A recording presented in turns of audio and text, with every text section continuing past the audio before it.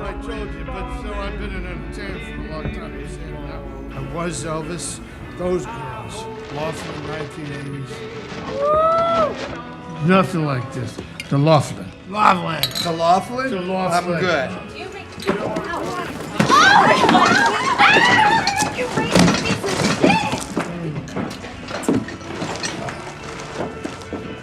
Shit. Get a load of this fucking guy. Friend of yours, Eddie. Well, that was a fucking first. All right, well, now hold on, now listen. I'm wearing the outfit, right? So it's just like Elvis. He gets the full Santa experience if he wants it, all right? Hello. Hello. Hi. Yeah, come on over. It's fine. Yeah. Hi. Yes, that's me. That's me, guilty as charged. Hey, Santa, it looks like you... I have a confession to make in that I have avoided watching Terrifier from the moment I found out about it. And it wasn't until we booked this that I, sought them out and decided that, okay, I just need to get over it. Because there is something about Art the Clown and just the unrepentant, wanton violence of this universe and the filmmaker Damien Leone that just makes me feel not okay to such a degree that I can't handle it. So being able to watch the first two via streaming and have the freedom to look away more easily made the medicine go down a little easier. Being trapped in a fucking theater with this movie was awful. I was one of those people who nearly ran out the door because it just became too much. This is the antithesis of Joker Folie à Deux. We literally have a Joker and Harley Quinn pair. We have partners in crime. We have people who are made for each other in this, between Art and I think, is it Veronica? Victoria. Victoria, the one that he chews her face off at the end of the first movie. The part where she's masturbating with a piece of glass really was awful. But to really dig into why this works, though, it is that commitment and that ability to just be yeah, this is me, that Todd Phillips could never fucking do with Joker. He could never embrace the absolute pitch black fucked up horror that that Leone can do with Art the Clown.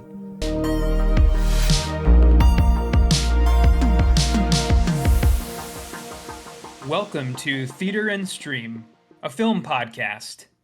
I am Matt, that is Chuck, and this is episode 54. The Halloween season is upon us, and we've cooked up an episode only fit for this time of year.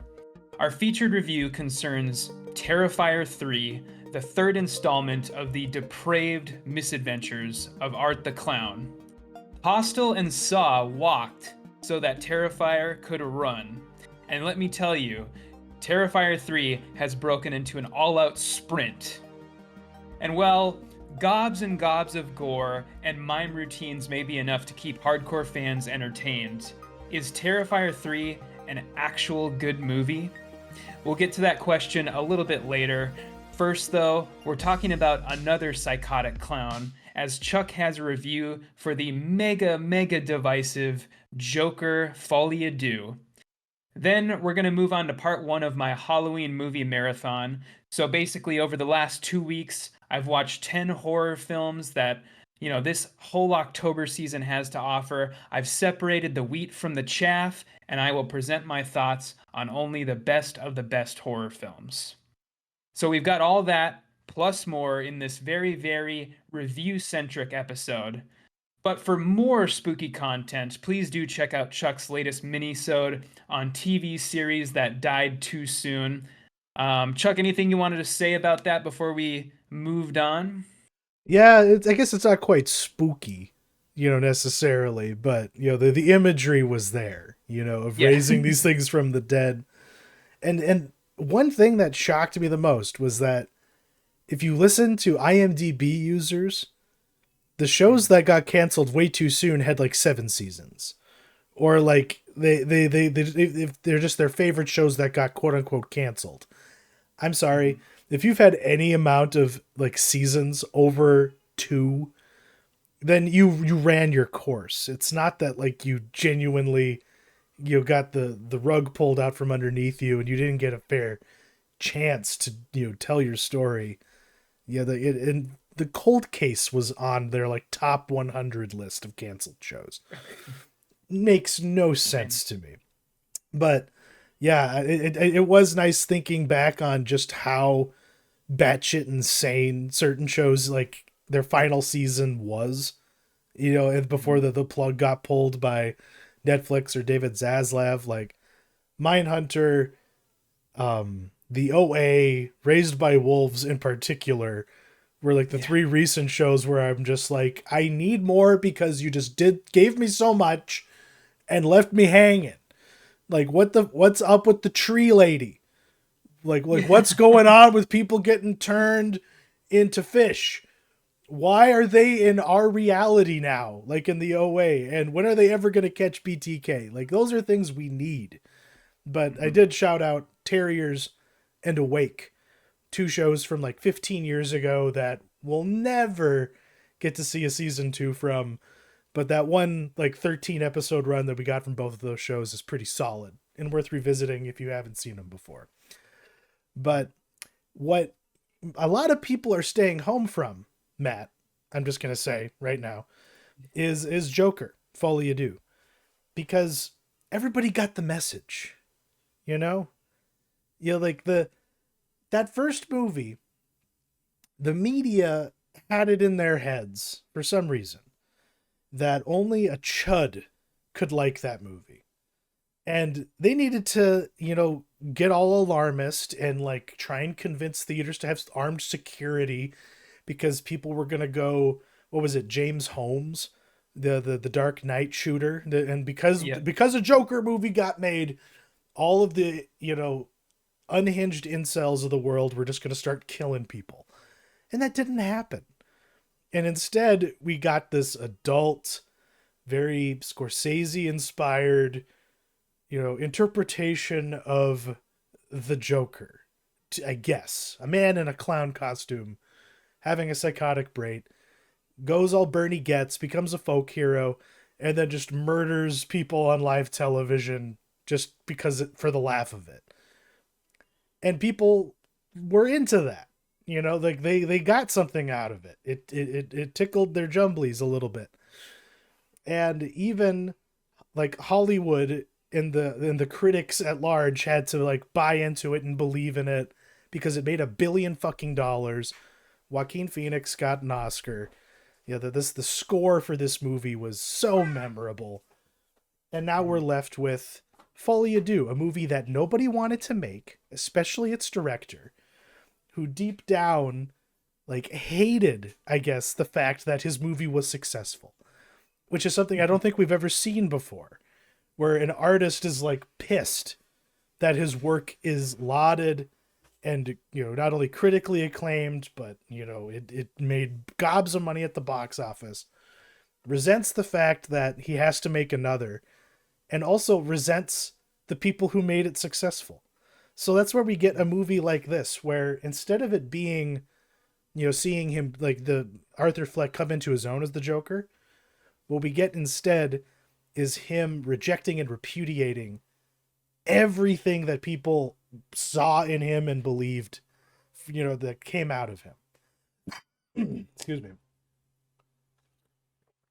And well, it's interesting because I've heard that essentially if you dislike this movie, you're almost falling into a trap. Exactly. Because your response is sort of playing into like the meta narrative of this film. Absolutely. No, that is exactly what is going on.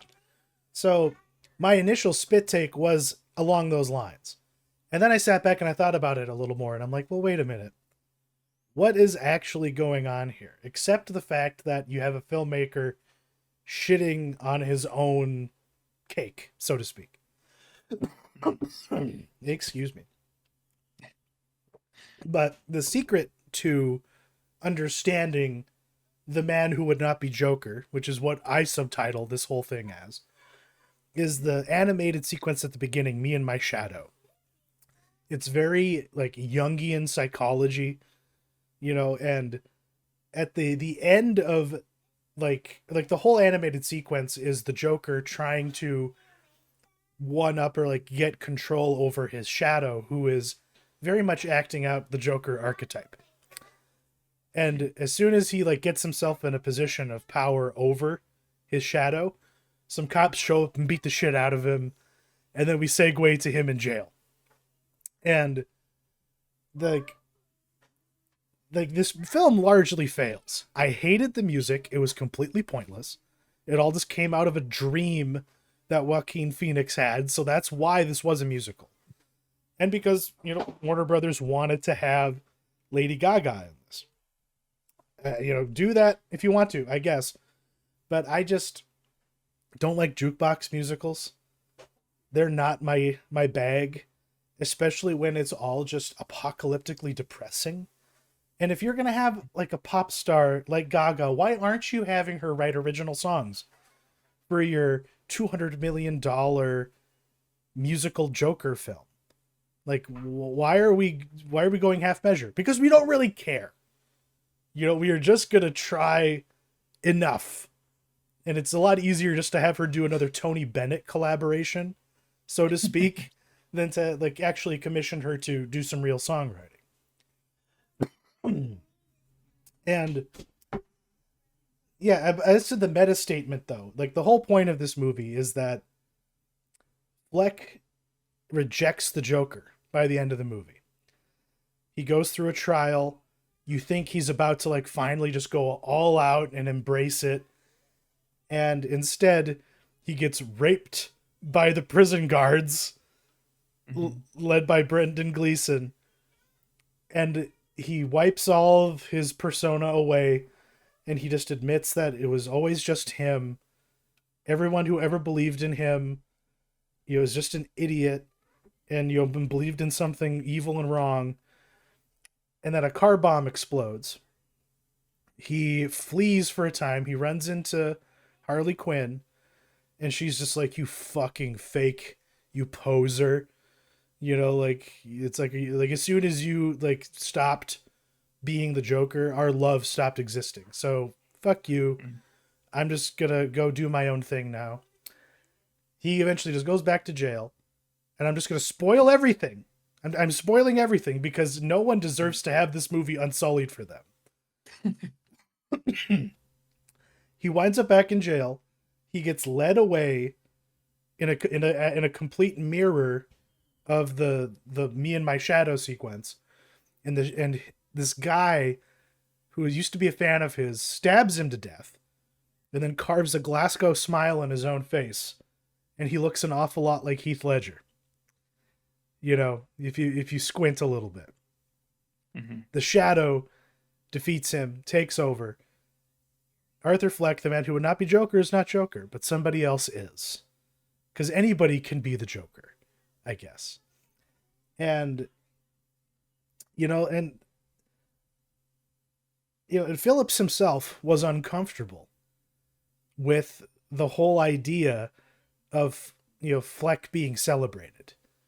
And anybody who, took, any like appreciation for or found virtue in him was a problem for Phillips, because Phillips himself couldn't do it, which is, I think, the only reason he made this movie. But it seems like such a, like, it's hard to say if he was sabotaging the whole corporate project. Like, he was just saying, fuck you, Warner Brothers, for making me make this movie. Like, I resent that I have to make this, so I'm just going to make something that no one's going to get anything out of, which is clearly what is occurring critically, and from audience score wise and box office results. But like, having the prison guards, apparently, like, it's not explicit, but they bring him back to his cell without his pants on, completely brutalized. Like, you tell me what you think occurred. Yeah.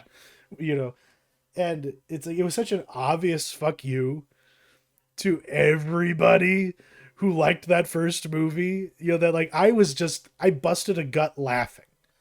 And like the other people in my theater were not impressed that I found that so funny, because people out there, in the world are actually deeply disturbed with that choice and think it went too far, which I think is funny in and of itself, because like he going too far was just making a movie that just relitigates the first one, doesn't give you anything new, as a courtroom drama, as a Joker sequel, as a musical.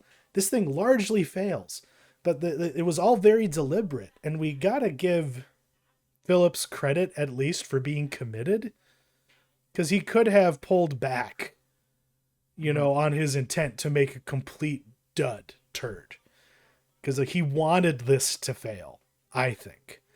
And everybody who says it's a piece of shit, terrible movie, and like how dare he is winning if you do that to a degree, but it is so bad on purpose, I think.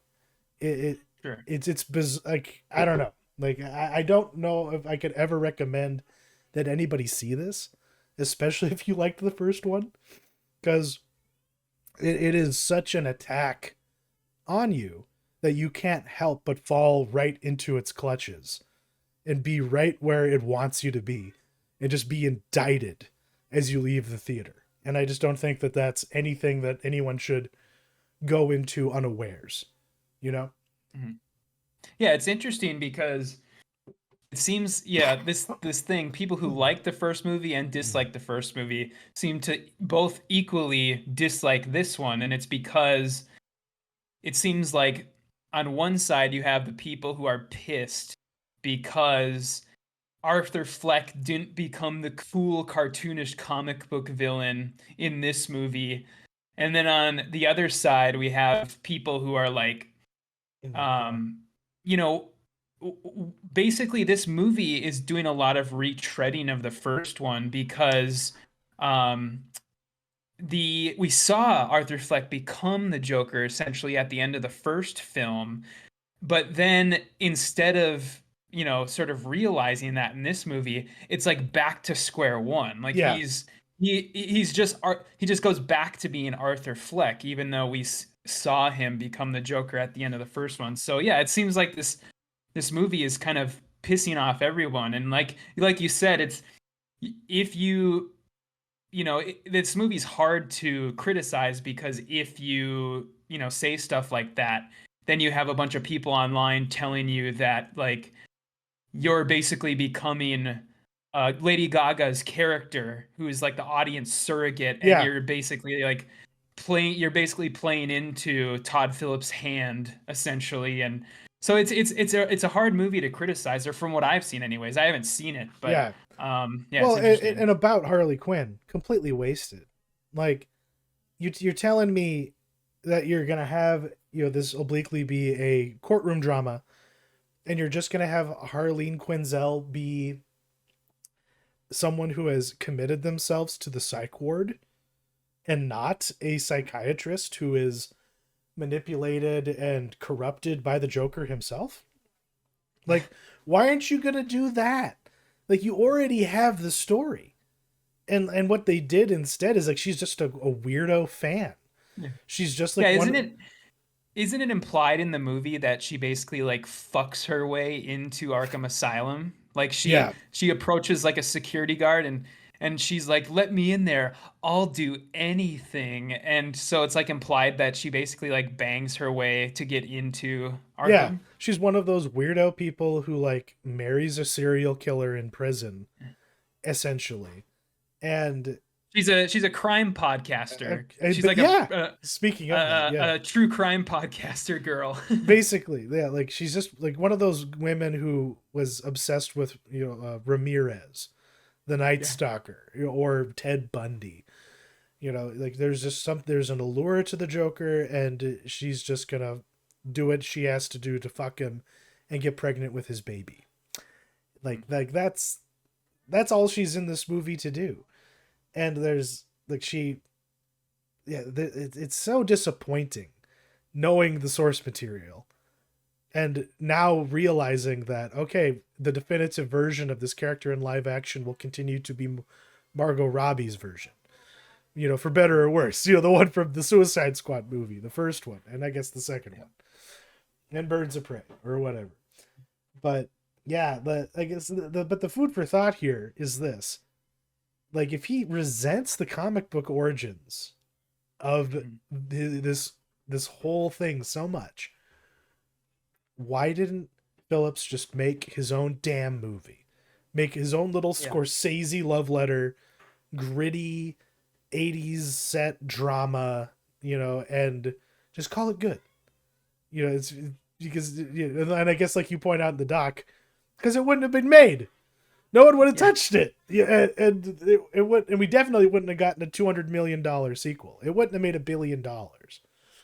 So it's unfortunately, like, directors like Phillips, they need to work within these days. They need to work within the confines of IP in order to even get a budget this size, and even to get butts in theater seats, because nobody would have cared. This movie without the Joker IP, this would have been Todd Phillips' like mini, micro budget $10 million crime drama that wouldn't have even been able to afford either Phoenix or Gaga. And so, yeah, I mean, unfortunately, that's kind of the state of the industry these days, is people like Phillips, they just have to work within the confines of IP and then try to structure their actual good ideas, around like a existing property, basically. It's too bad, because like somebody in like in another like podcast realm in reviewing this movie, said, okay, the first one was him doing the King of Comedy and like Taxi Driver, homage, and this is him doing an homage to New York, New York, a movie that nobody liked. Like the musical that Scorsese made with Liza Minnelli and De Niro. And that's very much the vibe. I would, see this thing if you want to, when it hits streaming, probably sooner rather than later. There's just like, 'cause that's the problem. It's so beautiful. It's shot so like immaculately. The score itself is cooking. There are great little performances in this. Like the guy, the midget clown, the dwarf clown guy. He gives probably the single best performance in the whole movie in the one scene he gets. And it's like that's like literally the moment where Fleck cracks and can no longer maintain his performance, because he really, in that moment, he realizes who the real Arthur Fleck is, and it's not the Joker. So like there is good filmmaking here when he isn't self-sabotaging deliberately, and just being as antagonistic as possible.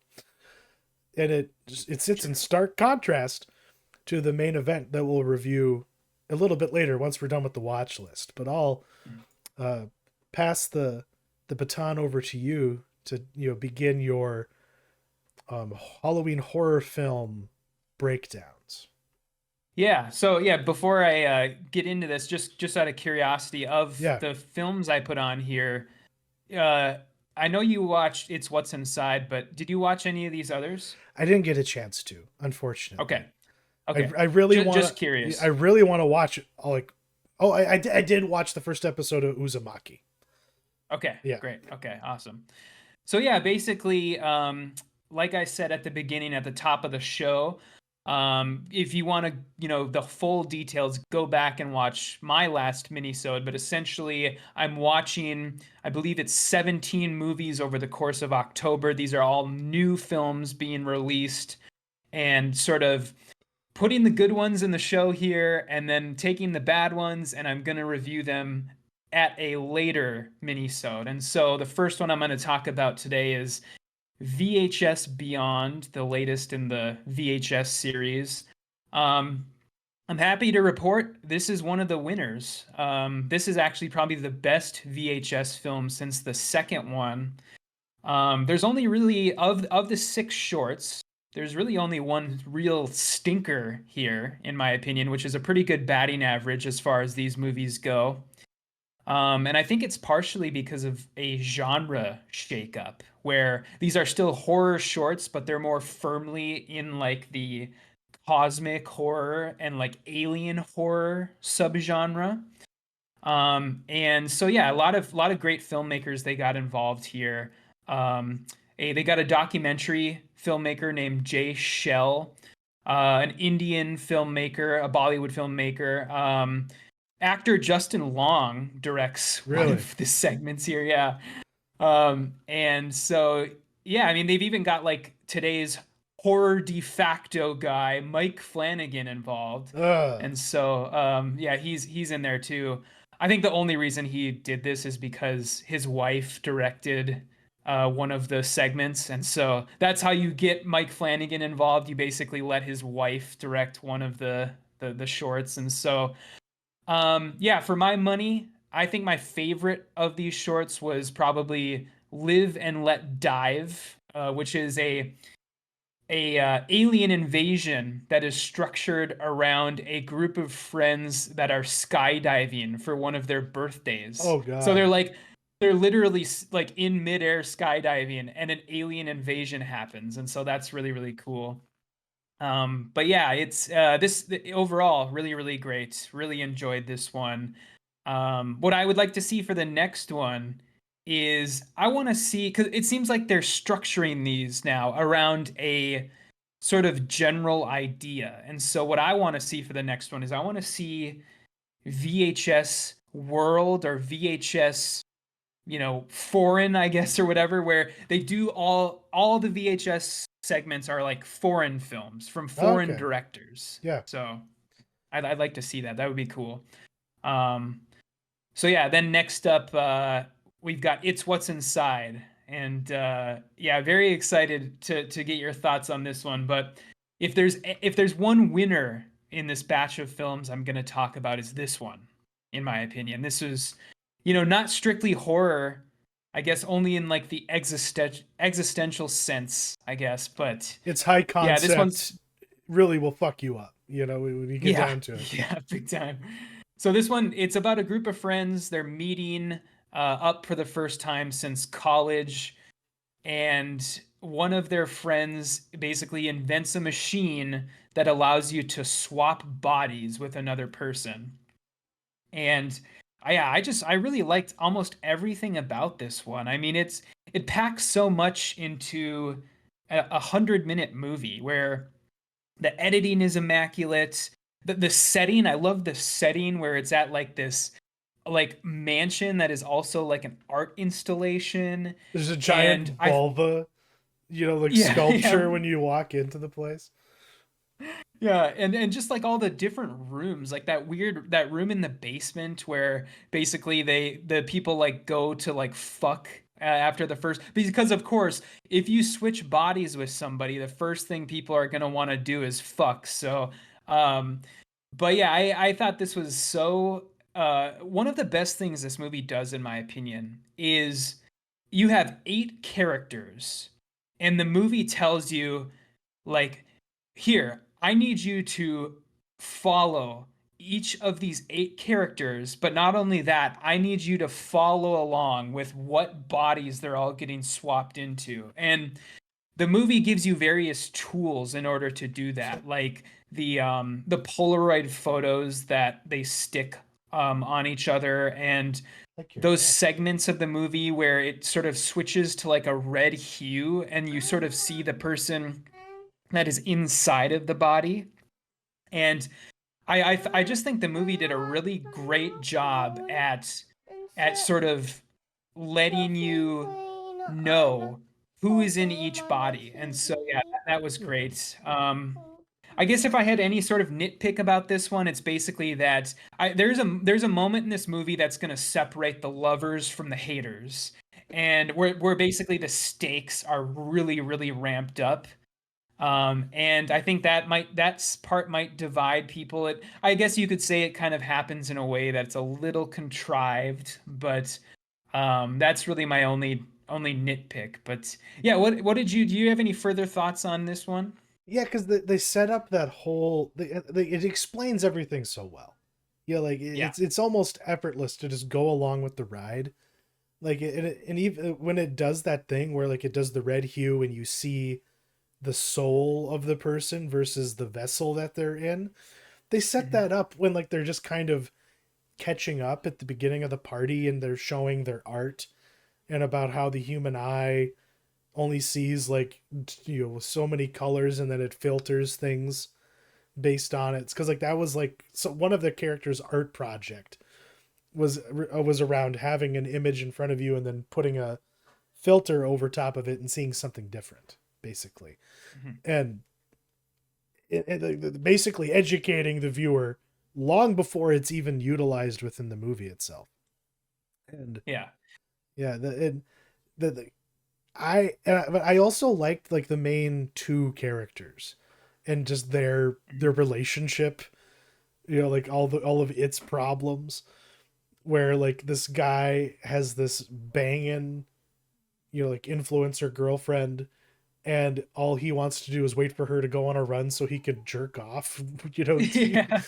and just all of the and how like, and then once they're given, like the reality of what this device does, what that awakens, what desires that awakens within them, and Mhm. yeah, but it does a really elegant job of explaining everything, through exposition without like getting too bogged down in it. Like there, because before Forbes, the character who created the device, shows up, we get within like 30 seconds, we know exactly what the dynamic is.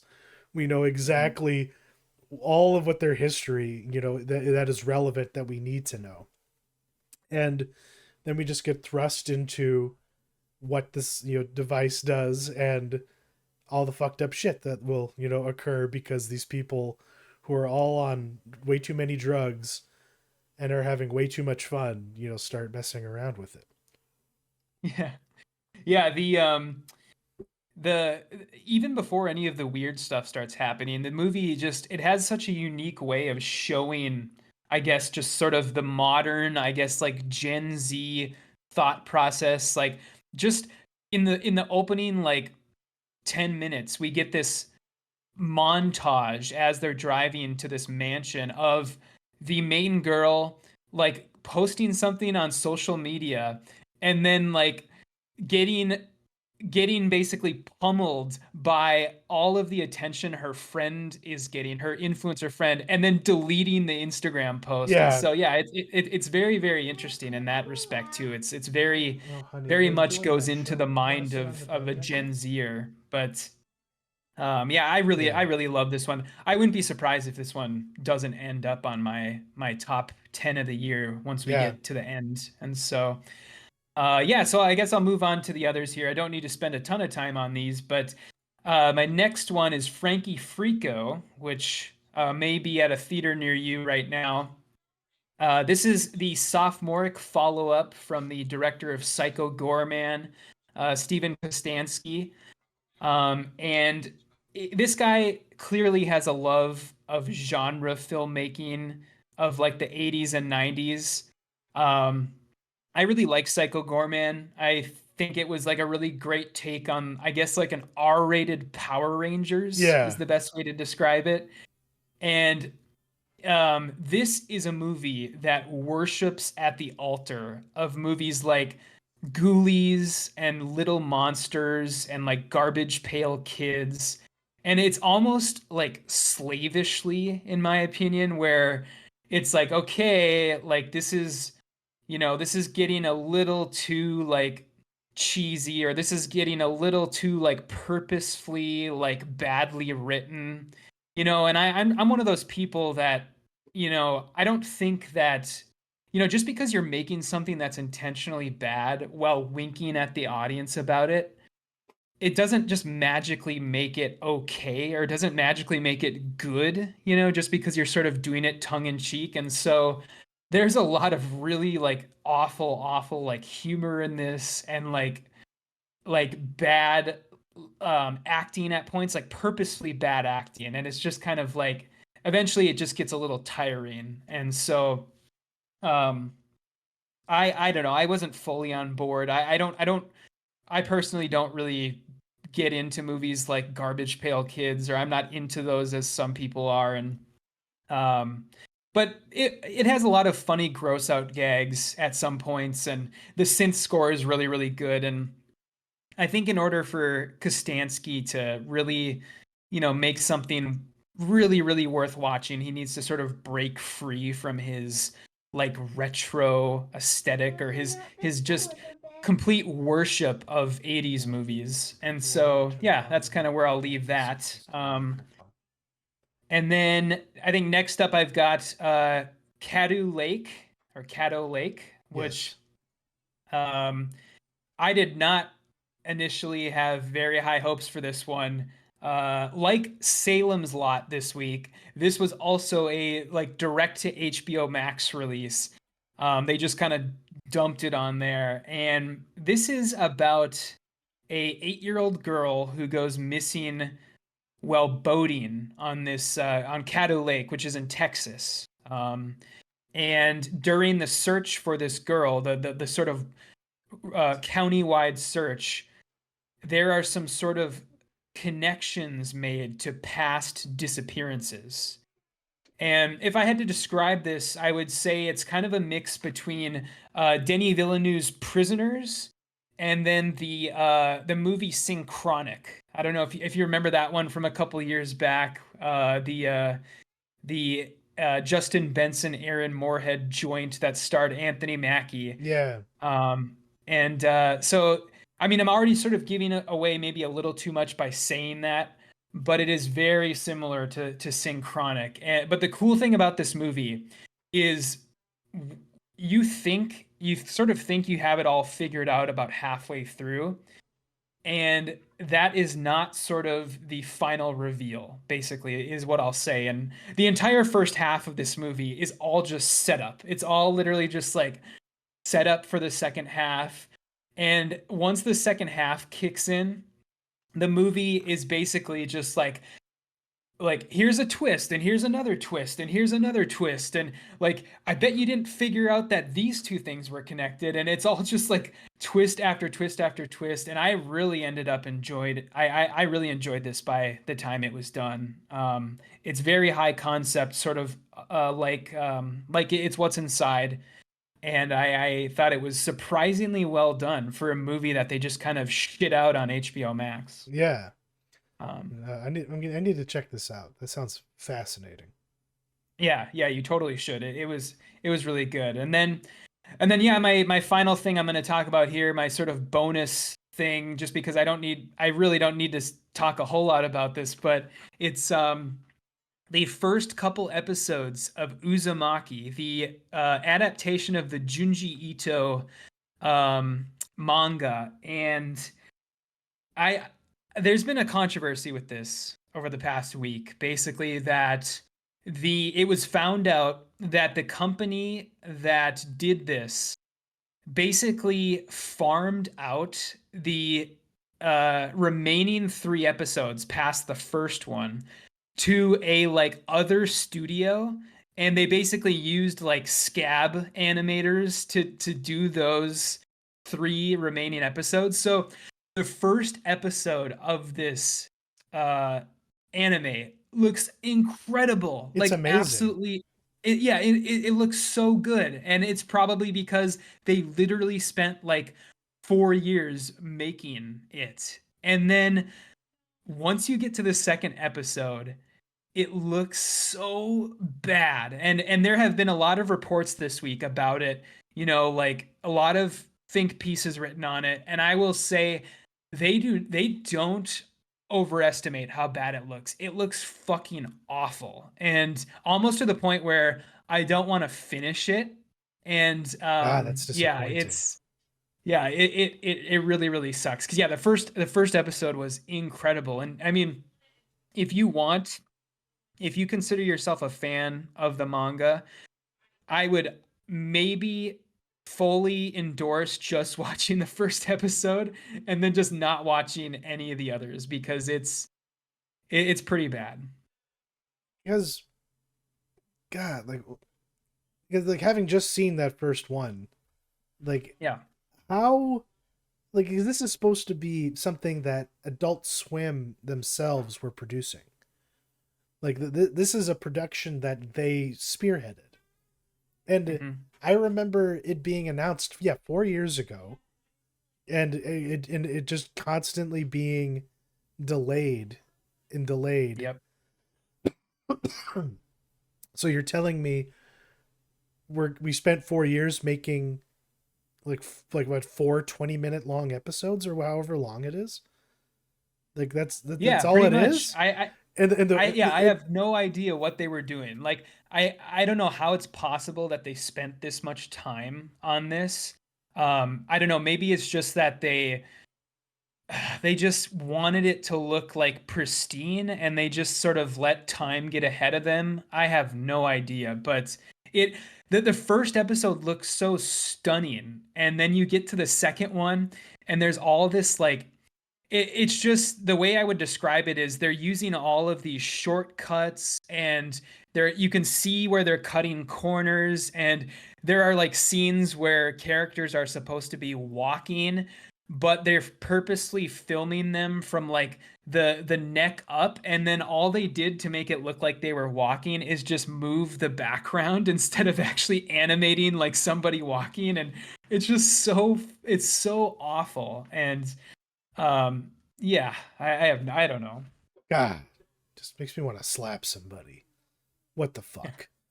Well, because Junji Ito, the stuff that has been adapted of his, none of it is good. None of it has been successful. They've tried to do movies in the past, and they also have done. They also did adapt Maniac, one of his other big manga books, and that one sucked too. And so it's kind of their batting average is pretty bad with stuff like this. Nobody's been able to figure it out how to translate his ideas to something that moves, something that animates. And so it's I don't know, maybe they should just stop trying. Maybe. Yeah, it's almost, it is kind of cursed. Because I was a believer. I was like, oh, I'm ready for more of this. And then I read all of the articles and saw all the headlines, and I was like, well, maybe I don't need to watch the second episode. Yeah. Mm-hmm. Well, speaking of getting a false bill of goods as well, Tim Dillon, as a comedian and podcaster who I generally like, he's kind of fallen off on people's estimations, especially his ardent fans as of late. But Netflix were like, hey, we want a political special. It'll be great. We'll put you out right before the election. What do you want to do, Tim? Blank check time, And he was like, well, actually, politics doesn't really excite me right now. What I want to do is make a revival Jerry Springer show and put it on Netflix. And that's what This Is Your Country is. And it doesn't live up to that promise completely. And it's very apparent that some of the real people who are on his show are actors, because they've made a career showing up on Judge Joe Brown and shit like that. This is a part of what they do. But the premise is somebody with a secret, is forced to reveal it to a family member, or, just confront some issue with a family member. And in between and during, Tim Dillon is doing crowd work with, a bunch of people who are either pulled out of a homeless encampment on Skid Row, or from, some multi-million-dollar home in Orange County. And you just get this blend of Los Angeles humanity, and Tim Dillon has contempt for everybody, and he's going after everybody. There's a part where he's like, we love immigrants, don't we? Show me an immigrant. Raise your hand if you're an immigrant. And this white woman raises her hand. And he's like, oh, where are you from, ma'am? And she's like, Canada. And then he just like walks away and he's like, you Skid Row motherfuckers over there, skin her alive after the show. Wear her skin, like wear her face as a mask. You know, like she's terrible. Acting like she's an immigrant when she's from Canada. So like, I don't know, if you're into this kind of thing, it seems believable. There's a guy who has secretly been, rubbing Brazilian butt lifts on OnlyFans, and that's been his career. You have a body positivity influencer who finally wants to confront her crunchy almond mom. There's a Mexican immigrant who immigrated here 30 years ago who wants to move back to Mexico because this place is too crazy. So Tim Dillon brings out a furry to try and convince him to stay. Like that's the vibe. It never lives up to the promise of it though, because I just don't think it was very successful in terms of like actually bringing out the laughs and in really showcasing like how fucking weird we are as a country and as a people now. Like he hints at it, but it just feels a little too manicured, a little too scripted. Like if you genuinely go back and watch Jerry Springer, it definitely was manicured and scripted too, but they let the weirdos truly be themselves. And yeah, and I liked seeing him in this. I want more of it. I don't like the idea of this just being a one-off. If this was the pilot for a a satirical daytime Maury type show, that'd be better. But instead we just get this one and done situation.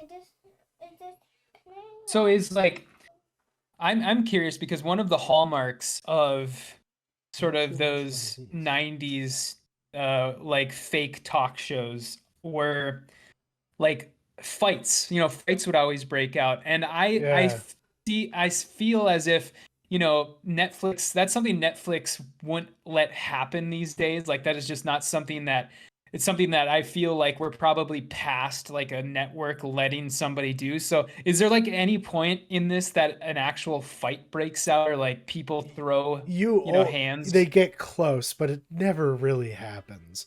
Like no one gets angry enough that they're ripping a top off or anything like that. It doesn't, like there's like they chant USA all the time and it just doesn't quite hit the same as Jerry. Even though like they try, it tries valiantly to have that energy, but it never gets there, unfortunately. Okay. Sure. So yeah, maybe don't watch that. But what people should watch if they have a strong stomach is Terrifier 3. I have a confession to make in that I have avoided watching Terrifier from the moment I found out about it. And it wasn't until we booked this that I, sought them out and decided that, okay, I just need to get over it.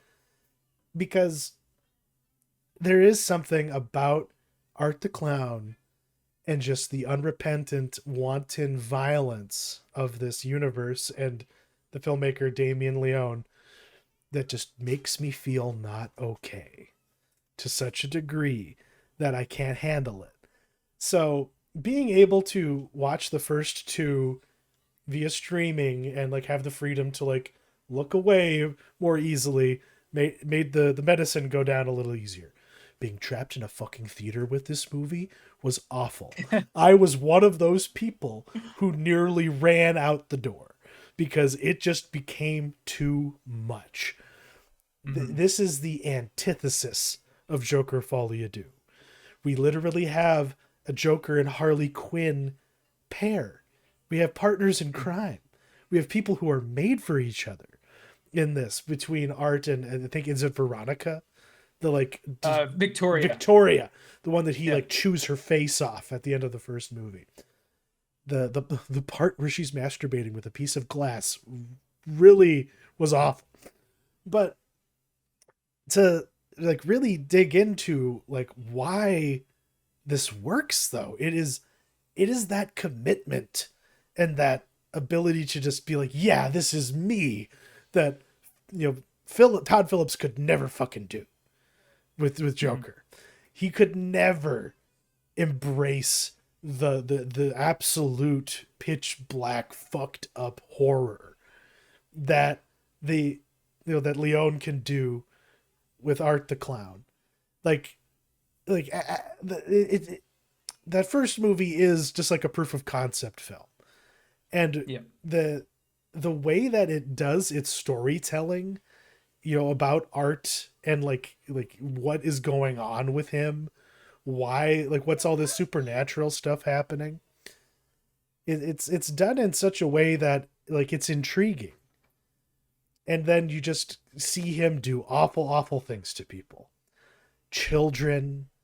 It doesn't matter. Like no one is safe, and I am impressed with how committed he is to finding even more depraved ways to murder.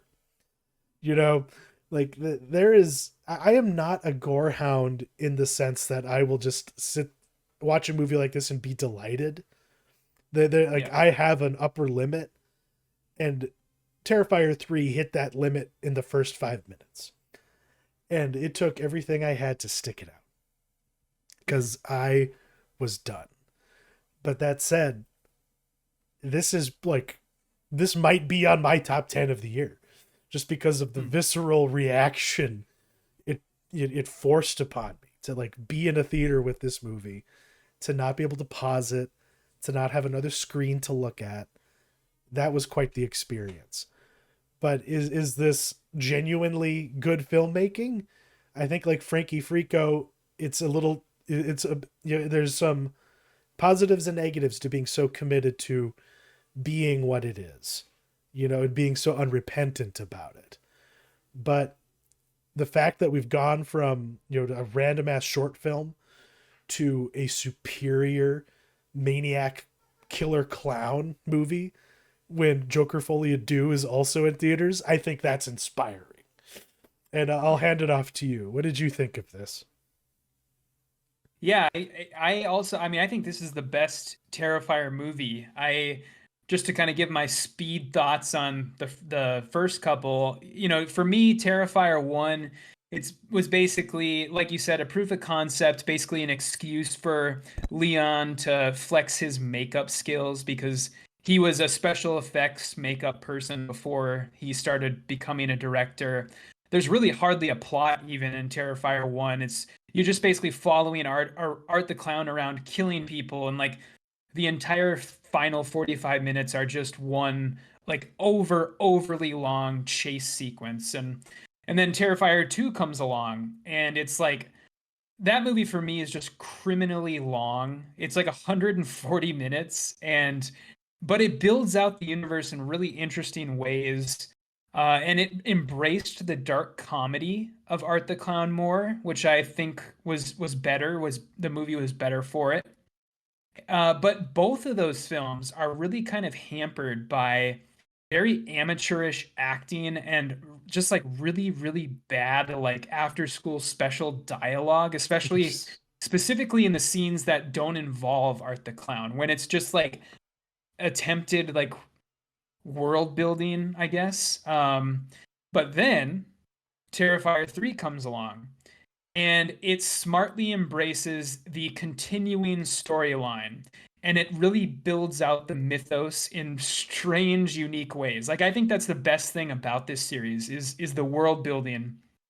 And by setting the film during Christmas, he's basically turned his very journeyman plot and acting into almost a positive, because the result of this movie, because it's around Christmas time, it's like part Hallmark movie, part torture porn film. Yeah. Where these scenes of extreme bloodbath are constantly undercut by like scenes of people decorating Christmas cookies or like going present shopping and like family dinners. And so it's so weird and off-putting. And All of the like holiday music and the set dressing is just like, wow, it's perfect. It's almost like a 1950s movie. It's like you almost get tricked into thinking you're watching the best Christmas pageant ever or something like that. Yeah, yeah. And and then I mean the film, if you're in it for the gore, which I am also not, the film represents a new high in that department where, he's basically graduated to things like genital mutilation and child murder, on-screen child murder. And so if that's something you like, you'll get your fill. But I mean, for me, I think most of all, Terrifier 3, it represents the growth of Leon as a director, where when you watch these movies back to back to back, it's glaringly evident that he has grown in almost every respect as a director. Like this movie looks the best, it is filmed the best, it is lit the best, the score is the best. Everything has just gotten better and better and better. And Terrifier 1 was that weird little side project by the special effects makeup guy, and Terrifier 3 is basically the most interesting thing happening in like franchise horror right now, in my opinion. So yeah, that's kind of my sort of overall thoughts. But yeah, I don't know. Where do you want to take this thing? Do you have a specific place you want to go? What was your favorite kill? It probably would be the shower kill with the douchebag boyfriend and his podcast girlfriend, that just because of how like brutal it was. And yeah, like I said in the intro, like the his penis getting like cut in half. And that's the scene where I felt a phantom pain in like my groin during that scene. That was the scene where I had to look away. God, I looked away so many times, but God, yeah, I can't even say it's I guess like a favorite, but I just enjoyed the actor who was the Santa that gets like frozen and then like hit with a hammer until he shatters. Mm-hmm. That made me laugh. Clint Howard getting offed was also kind of fun. But yeah, just shot in the head, just completely. Yeah, that's one of the interesting things about Art the Clown is he has no bones about his method of murder. Like he's fine with just pulling out a gun and just killing somebody, which is very unique for a slasher villain, I would say. Because when he needs to be a showman, he's a showman. Like he there's a time and a place for it. And God, and that is the thing about like that there is something completely endearing about how David Howard Thornton does his clown work. Like he's outstanding. Like all of his like he can go from like being like genuinely like an endearing clown to when he just breaks out that smile, and the eyes just go like all shark like, and you're just like, oh fuck, like this is not good. Because the and that's what I liked about that bar scene with the Santa, when he gets the suit, was how initially they're like, oh, here's just this weird guy, and just how little by little it just gets to the point where he's fucking with them until he kills everybody in the room. Yeah. And peeing on them. Yeah. Like he's just a merry trickster, in every sense of the word, during the most merriest of seasons. But God, like our household is really sick, as you can tell. And I had 2 coughing kids in bed with me last night. And sure. I did not sleep very well because I was just so haunted by all of the like. Every time I'd like close my eyes, I would just see Art the Clown just smiling at me. I couldn't handle it. Like, and I haven't had a horror movie truly fuck with me like that in a long time. as an adult anyway. Where and so just like hats off to that guy. Like, you know, Thornton does such a good job with this. He deserves an Oscar for something. Like, if they were still giving those like token bullshit like crowd pleaser awards, like best slashers, you know, give it, he wins it. No one comes close this year. But the mime work, really really good. Like, and just like that's where the laughs come from a lot of the time. Is just like his little, like the way he uses his eyes and the faces he makes. Like, it's also effective.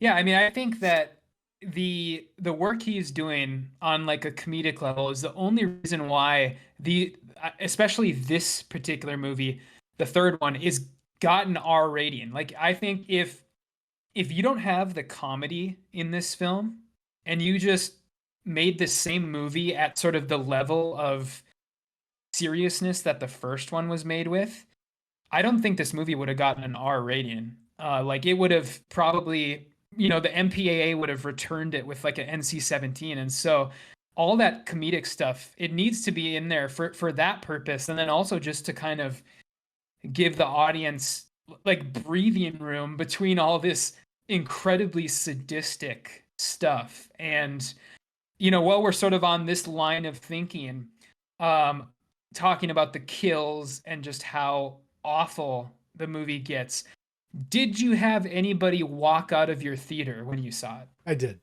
There was there was a handful. It was teenage girls and like an older couple who I think thought this was a Christmas movie. I guess I don't know why they were there, but like the teenage girls couldn't handle it. The boys that they were with stayed, which I think says something. But did you? Because I almost joined them, like I alluded to, but I had to stick it out. I had to prove to myself that I could handle it.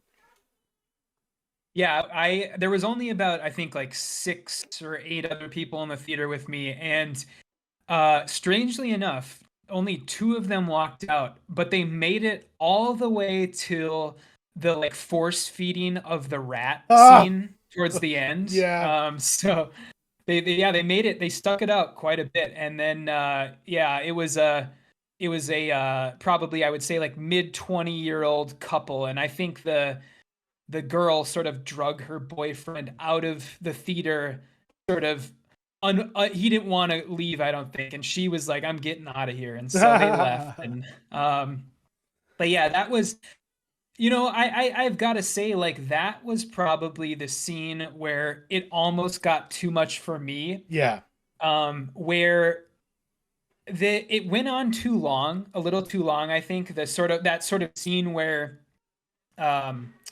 Sienna is tied to the chair and then her aunt is tied to the chair, and it's basically just Art and Victoria just being incredibly sadistic to both of them. And I was like, okay, you know, you could have trimmed 2 or 3 minutes here, because this is getting a little too sadistic. Yeah. This is getting a little too self-indulgent with the torture. And so that is sort of the moment where I was like, okay, let's move it along. Let's get going.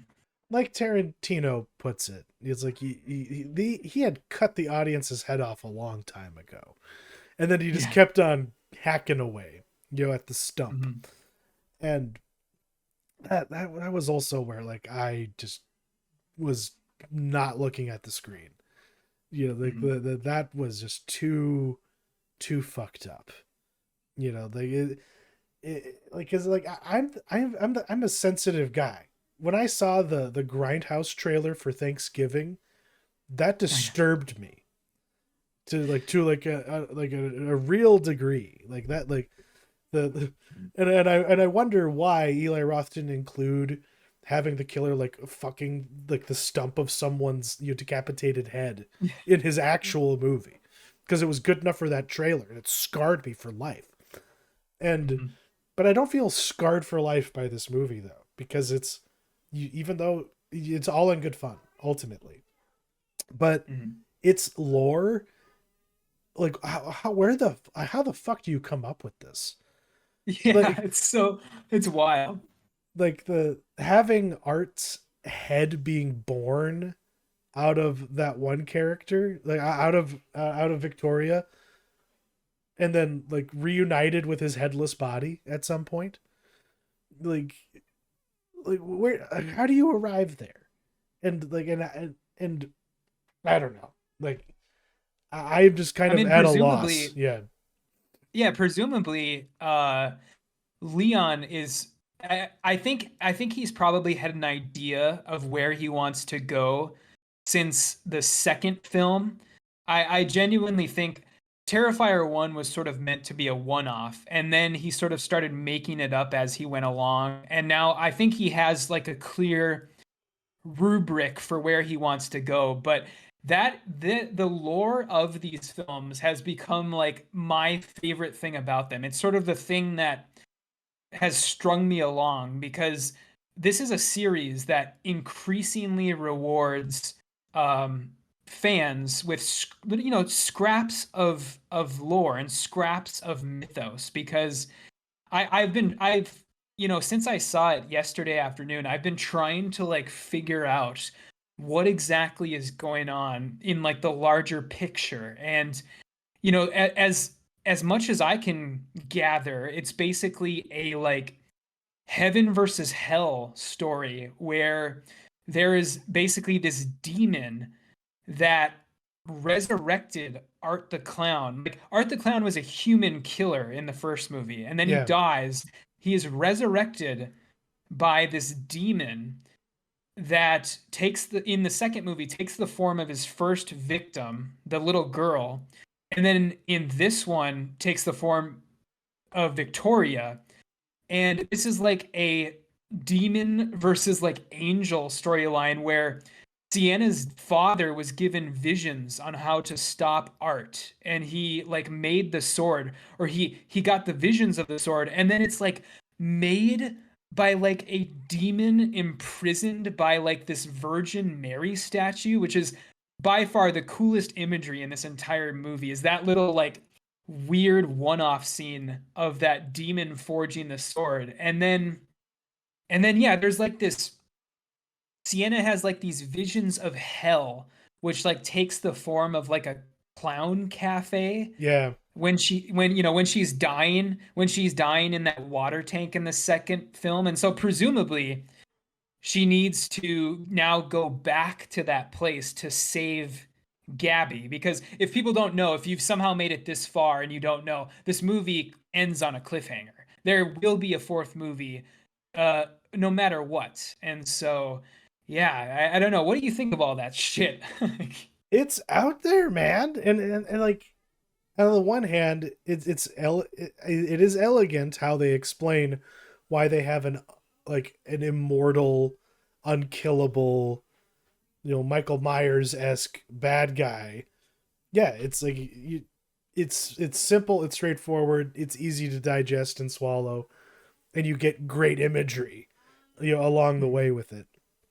And it does feel kind of, like this is what just got stuck to the wall over the last few years as he's made them, to a degree, but it's got coherence, and it at least is satisfying enough. It's acceptable because it never like the latter, like the Halloween Kills era Halloween movies never quite explained why Michael Myers was the way he was.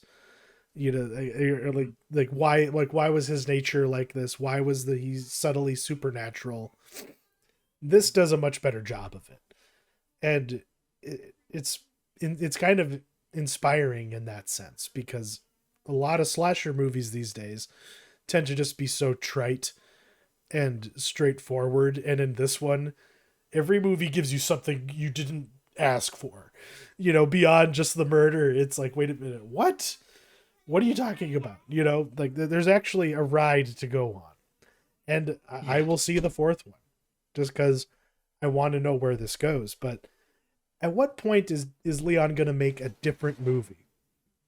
At what point does this guy work in a different, sandbox? I don't know. I mean, he seems to not have any interest in doing so, which is a very interesting, tact for a director to take, because usually directors by this point, they're just like, I want to get off this stuff that I'm known for, and I want to move on to something else. But he seems perfectly content to continue this series, ad infinitum. And that's very interesting to me that he wants to just keep churning these out. I guess just because they're his baby. I mean, this series is his baby, and he, like I said in my intro thing, he is originally a special effects guy. This is a guy who has a passion for, doing these, making dismemberment look as good as it possibly can, and making these, crazy scenes look and feel as real as possible. And so I think he is perfectly content to churn these out. And I don't know, I think it's just, they're going to keep going. This, for all intents and purposes, this film series, I believe, with this entry, will become mainstream. This is the one that breaks into the mainstream. This will become the next Saw. This will become the next Halloween series. This will become the next Friday the 13th. Our generation's Friday the 13th, or I should say Gen Z's generations Friday the 13th. That's a fair question. Are they watching this? I think, the people that were in my theater, there was nobody above the age of 40 in my theater. And I think it was mostly millennials with a couple Gen Zers sprinkled in there, is kind of what I saw. That's all I took notice of. So. And it was predominantly, skewing younger in mine as well, apart from that older couple that left. But I guess I ask that because they watch TikTok, that generation. They don't usually go to the movies. When they hear about a movie, their first question is, how long is it? Because they can't sit through a movie. Yeah. And if we're actually going to start making Terrifier catered towards them, that might be a benefit to everyone, because they might make the runtime shorter. But yeah. God, I don't know. If Jason Blum somehow got his claws into this, it would take something from it. I think it's better off finding some other mainstream avenue. I don't know, like who, like what other producer would even benefit the movie to have their involvement on it? I don't know. I don't think anybody. I mean, Damian Leon, he's done a really good job of keeping this series in the family, I guess is what you'd say, where every single one has the same producers, the same creatives involved. The only thing that's really changing is it's getting more and more money each time, where I think the budget of Terrifier 1 was like $35,000. Holy and the shit. budget of this the budget of this one was $2 million. And what? That's all? Yeah, and so $2 million bucks. And so he knows how to, make a movie, thrifty, and he knows how to make it good. And I do think we are going to see a gradual scaling up, where Terrifier 4 will probably be like 5 million. And here's why, because I've got the numbers here fresh off the presses 30 minutes ago. Okay. Terrifier 3 is now on track to overtake the Joker this weekend for the #1 spot at the box office. It is currently on track to make $16 million this weekend, which is 8 times its budget. A stunning success, an absolutely bonkers success. And so, yeah, I mean, we are going to see more of these. They are going to get bigger. They are going to get a wider scope, no doubt about it. Oh my God. Because when you think about it, when you spend so little, it takes nothing to be a success. And when you spend $200 million on your movie and $40 million on your director and star, you're never gonna hit that unless you literally shoot the moon every single time, which you can deliberately not try to do. but yeah, like hats off to Damien Leone. He is retro in every sense of the word, in that he's using old funding paradigms. Like you spend little so that you only have to make a little relative to what the rest of the industry is chasing. And it's so much easier to get a win. It's, I don't know. God dang. That's crazy. Yeah. So yeah, I'm kind of curious, what, as sort of a 30,000 foot view, with this movie included, I'm kind of curious, what do you think of the state of slasher horror films in the year 2024, where, recent slasher horror films would include things like that movie In a Violent Nature, like the recent Scream sequels, Bodies, Bodies, Bodies, movies like that. And what do you think of the state of slasher horror, as far as like observations about them, or stuff they seem to be moving away from, or stuff they seem to be embracing? Where do you think we're at with all that? I think the purest ones, the ones that, like really have their own identity, are the ones that do the best. Those two Scream movies really suck, in my opinion. I didn't get a lot out of them. And yeah, definitely, that's definitely the most recent one. Yeah. And like Smile and I don't know, Bodies, Bodies, Bodies was kind of uneven, but it did play with the whole idea of, like a slasher party, like in an interesting way. But like in general, it's like, well, what works is having a genuine identity and not just trying to rely on like established IP. Surprisingly enough, it's like in the realm of slashers, the ones that I think are the most successful are those new ideas, like this, like Smile. It's not it's not David Gordon Green's Halloween movies, for fucking sure. Because like, yeah, and just horror in general, like it's what's inside and Talk to Me. Like they all have such unique premises, and they take them as far as they dare, like with, like the audience goodwill that they can, engender.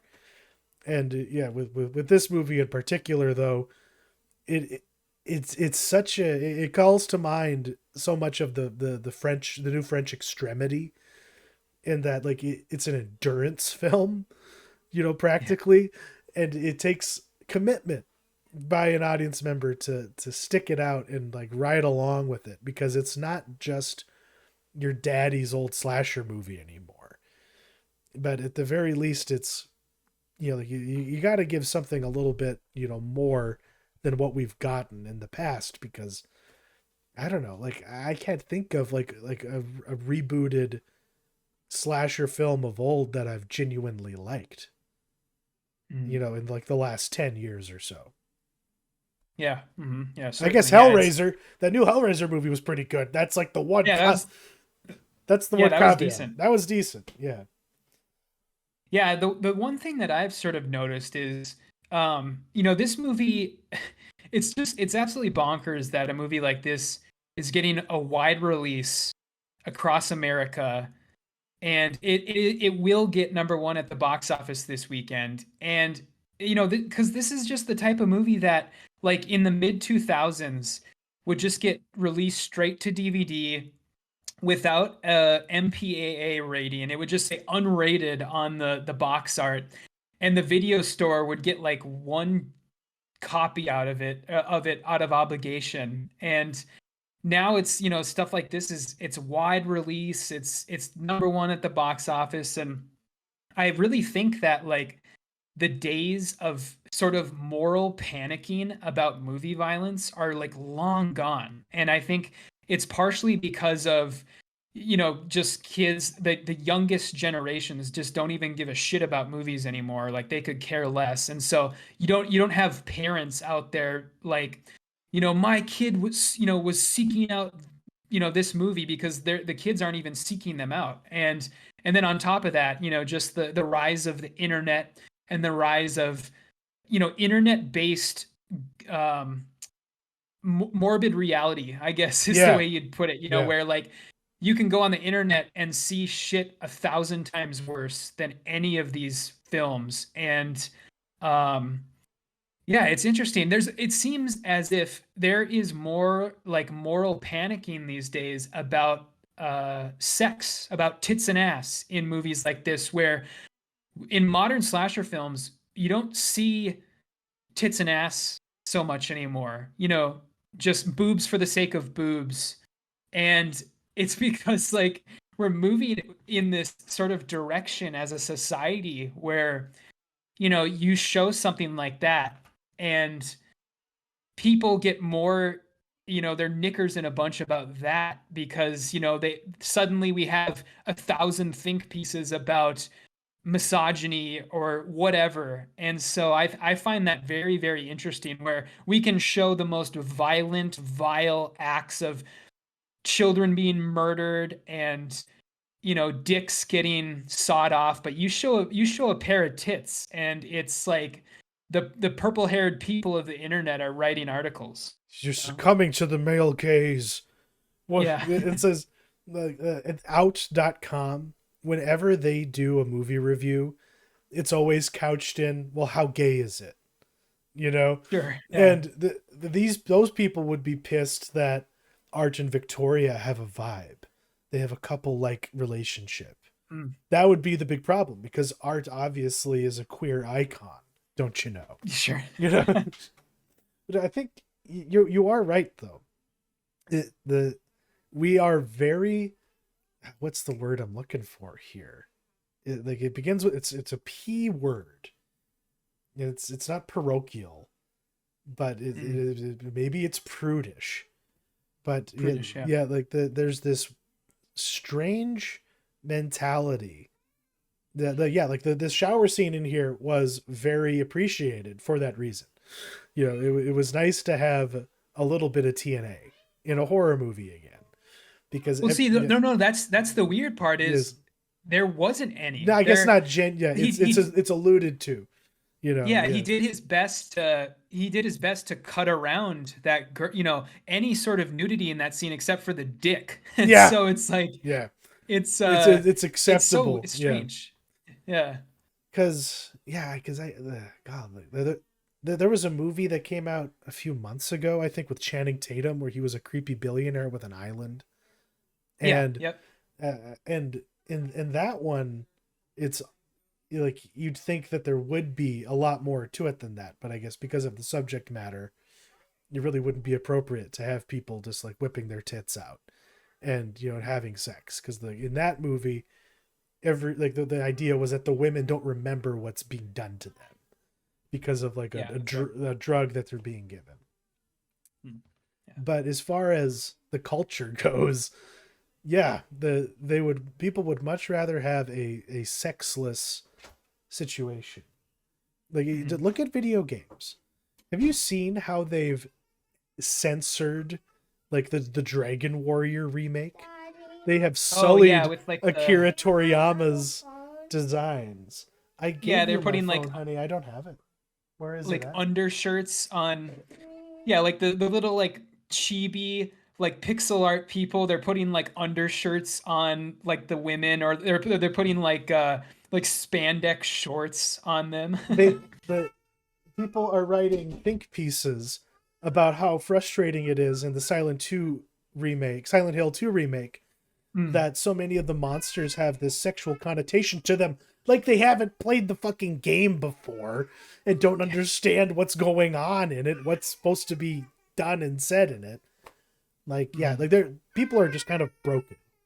And but it's strange. It's strange. Yeah. Before we move off of this completely, or move off the movie, I don't know if there's anything else you wanted to mention, but I did want to mention, as far as the actors are concerned and the cameos and stuff, I appreciated the Tom Savini cameo, Chris Jericho. The Chris Jericho cameo, and I really got to say that the Sienna. The actress's name is Lauren Lavera. She must have taken acting classes between the second movie and this movie because she is so much better in this movie than she is in the second one. And so yeah, I have to shout her out. She was great. And on the opposite side of the spectrum, the kid who plays Jonathan, Elliot Fulham, did not improve, and he was just as bad in this one as he was in the second one. And I'll give him a pass for the second movie because he was still a kid, but he is like full on like adult in this movie, and yeah, he was not good. And yeah, just quickly, quick aside, do you think that he's actually dead? I believe Jonathan? so. Yeah, like I Okay. checked the wiki, and they basically say that yeah, he is dead. Okay, because that was a very weird like sequence of events where the last time we see him, he's like waking up from like a nap in his dorm, and then he is presumably killed off screen, and then Victoria claims to have his skull with all of like the flesh stripped away. And I don't know. I don't know Yeah. if I completely buy it. I feel okay. like because that's what Victoria says. yeah, and she lied. Yeah. She lied about the skull Being- initially because yeah. initially she says it's Gabby's. yeah, Gabby's. And so yeah, I don't know. I'm not entirely convinced that he's dead. And so I guess I mean we'll see in the fourth entry, no doubt, because we're gonna get a full on fourth one. Is the fourth one going to be Easter themed? Do you think? You know that's a good idea. I like that idea because this one's set around Christmas time. There is so much more religious imagery in this movie than there was in any of the first two, and there's something there with that where yeah, if he sets it around Easter, he can continue with that sort of line of thinking where there's the moment when she's wearing the crown of thorns at the end, and there's a lot of Christ-like imagery there, and then of course there's all of the Jonathan is. It seems like he's going to a religious college or a Catholic college. There's all, there's like a chapel at his college and where that they go into at one point. And so, yeah, I think that's a really good idea. I like that idea of setting it around Easter time to continue that sort of line of thinking. And there's and that's the thing. It's a holiday where an adult in a weird suit is acceptable. Yeah. Yet again, there's a costume he can put on. But yeah, if you got the stomach for it, if you have the thirst for blood, this is the movie for you. And go to it instead of Joker Folie. This is the better clown movie, the better killer clown experience. Moving on to the mentionable. What do you got for us this week? Yeah, so this week I've been indulging so far this month in sort of Halloween iterations of candy, because every time Halloween comes around, we see all these interesting iterations of pumpkin shaped Reese's and Hershey's cookies and cream that look like vampire fangs that you can like put in your mouth and stuff like that. And so this one is probably my favorite of those. It is the Witch's Brew Kit Kats, and these are like artificially green colored Kit Kats that have a taste of, I believe it's marshmallow to them. They've sort of added a layer of marshmallow to the wafer candies, and so yeah, go indulge a bit in Halloween candy. I'm gonna have to keep my eye out for those once we go trick or treating. The November is gonna be Elastigirl when we go trick or treating. Oh yeah, from Incredibles. From the Incredibles, and Luca's gonna be Jack. And Oh, either nice. I'm not gonna wear a costume or I'm gonna be Bob Parr, the insurance claim like your worker. Because I can't see myself fitting inside a Mr. Incredible costume these days. For my mentionable, I'm taking a break from Baldur's Gate 3. I'm caught up in Act 3 of that game, and there's just so many things to do and so many directions I could go, and I just needed a palate cleanse, because I watched a strategy video where he was explaining. Okay, I'll be right out there. And then because speaking of, in just a second, we're almost done. We're going to be doing jack-o'-lanterns here in the Crane house. But strategy basically revealed to me that I was playing that game completely wrong in terms of combat. And there was all of these like abilities and powers that I wasn't aware of in the builds that I was doing. And so like I was like, oh, no wonder this game was so fucking hard. I didn't realize that I could give myself like infinite attacks in a turn, like. So now I'm replaying Rogue Trader because now I actually know how to play the game correctly thanks to Strat. And God, it is just such a different experience in terms of role playing, versus Baldur's Gate 3, because it's just you really are rewarded for being evil if you want to be. There's not like and I guess in Baldur's Gate 3 that really isn't necessarily the case either. Like there's always a cost, and it's not like a BioWare game where like if you want to be a dark side Jedi, like you're making a mistake because the game will punish you for it. But Okay. yeah, like I'm going heretical on this round. Oh, nice. Yeah. I've been interested in this one because this is the one that's made by Owlcat, right? Correct. Yeah, the Pathfinder okay. people. Yeah. Yeah.